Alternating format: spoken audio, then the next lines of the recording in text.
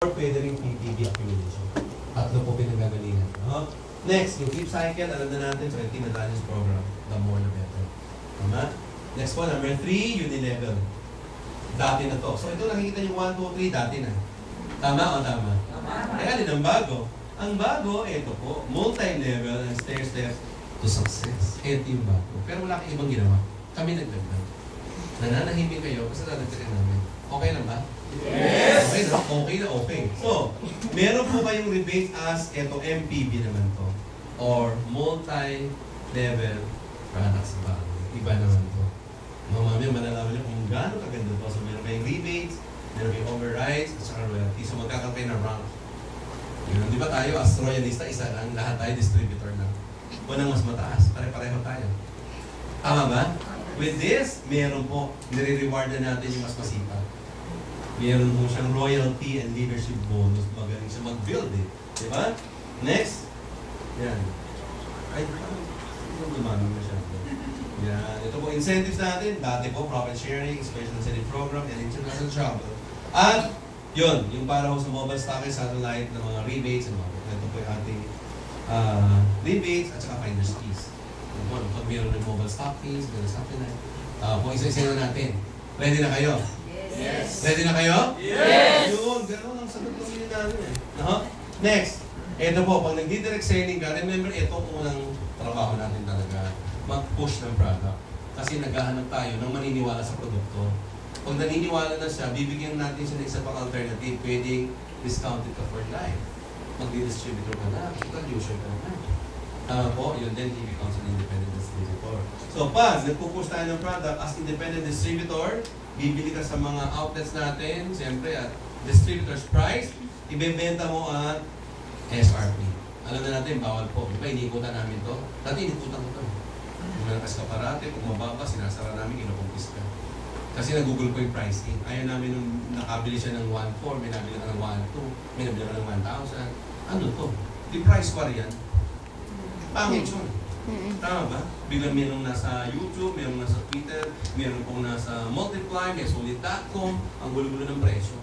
May nagbebentang 750 centavos. 50 lang kinita. Naggugulo ka lang eh.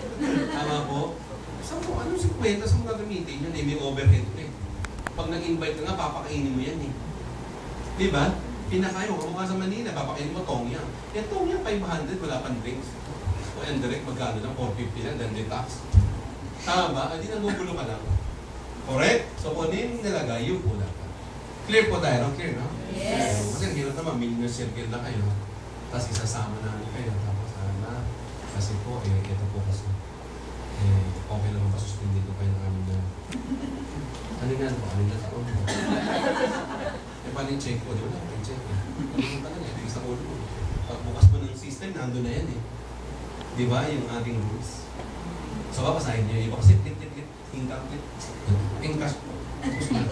Alam na ng aking encoding at saka encash. Next, if, let's say meron kang isang client or customer na bumili ng product, tatlo lang, no? Gluta, pin shape, saka itong rapeseed. Mabilis tatlong yan eh. Ang kita mo dyan easily ay 1,600 pesos. Tatlong products lang yan. Kasi you buy at independent distributor's price, you sell at SRP, you have your retail profit. Tama? Isa lang yan. Wala pang sabon niya, wala pang lotion, wala pa yung cosmetics. Tama po. Paano ngayon kung meron ka 10 client na ganyan? Di may 16,000 ka. Kaya kung may 2 po ka niya. Hindi may 32,000 ka. So, siyempre, ang lumalapat po yung marketplace mo, palagi na palagi. What if nakakuha na isang oo?